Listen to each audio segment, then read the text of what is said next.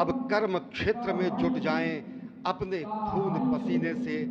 नवयुग धरती पर लाएं। और वह नवयुग की कामना, धरती पर नवयुग लाने की कामना हमारी ही संस्कृति करती है, जो सत्य है, शाश्वत है, सनातन है, जो वसुधैव कुटुंबकम की बात करती है,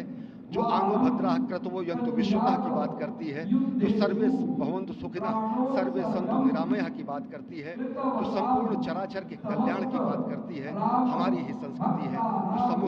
समस्त विश्व में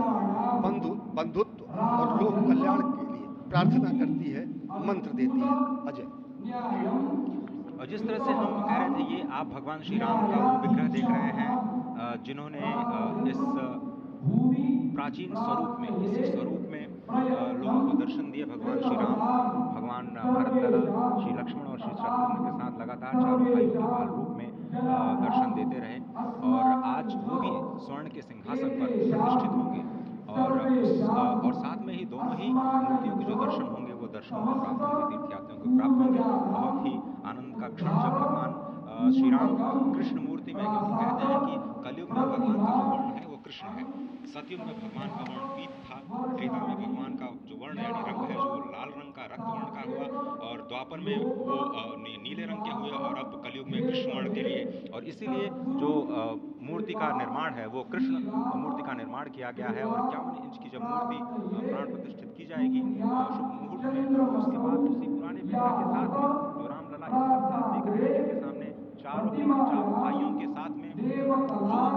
प्राण प्रतिष्ठा का कार्यक्रम चल रहा है, वो भी दर्शन देंगे, जो कि स्वर्ण सिंहासन पर विराज चुके हैं। आप देखिए कि जो मुकुट है, कितनी अद्भुत छवि है। उनके हाथ में धनुष बाण शोभा दे रहे हैं, और उन्हीं प्राचीन विग्रहों के समक्ष बैठ करके प्रधानमंत्री नरेंद्र मोदी इस वक्त जगत के कल्याण की कामना करने के लिए संकल्पबद्ध हो रहे हैं। और भारत को, भारतीयता को, सनातन धर्म को शांति और सद्भावना के प्रसार के लिए जो सनातन धर्म ने जो ये अद्भुत कार्य किया है, उसको आगे बढ़ाते हुए प्रधानमंत्री आज इस अद्भुत क्षण निश्चित तौर से काम काज कीन्हे बिन मोहि कहाँ विश्राम, ये भावना हमेशा घनीभूत रही प्रधानमंत्री नरेंद्र मोदी में। प्रधानमंत्री नरेंद्र मोदी वो क्षण देखा जब 9 और 10 नवंबर 1989 को प्रधानमंत्री ने उस समय देखा अनिकेत एक लेख में, साधना पत्रिका में, और उन्होंने कहा कि यह क्षण सांस्कृतिक स्वतंत्रता का जयघोष करता है,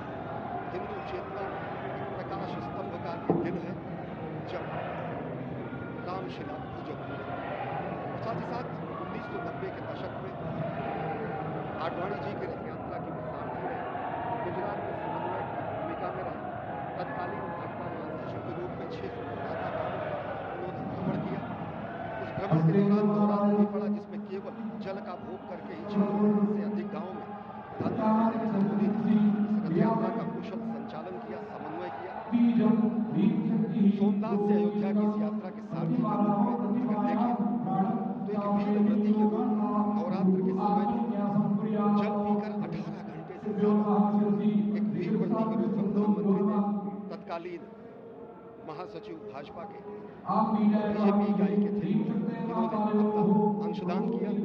और अगर एकात्मता यात्रा की बात करें, 1992 में 14 जनवरी को आज से 32 वर्ष पहले प्रधानमंत्री नरेंद्र मोदी एक कार्यकर्ता के रूप में अयोध्या आए थे, उन्होंने शपथ लिया था यहाँ पर जब दिव्य भव्य मंदिर का निर्माण होगा तो उनका पुनरागमन होगा। और वह क्षण आज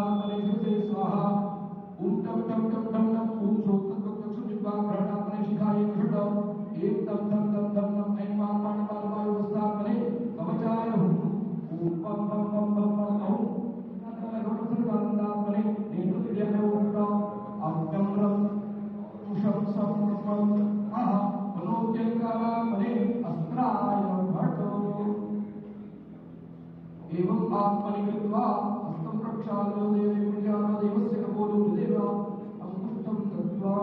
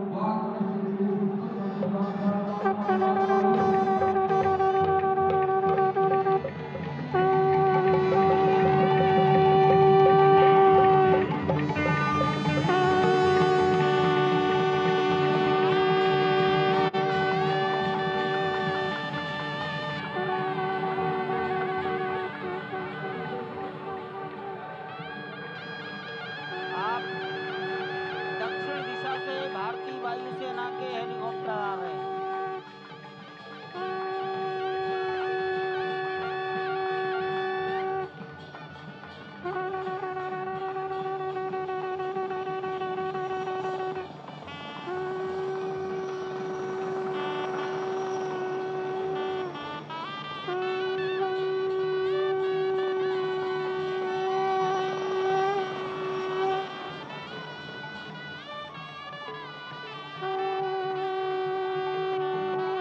ये दोनों हेलीकॉप्टर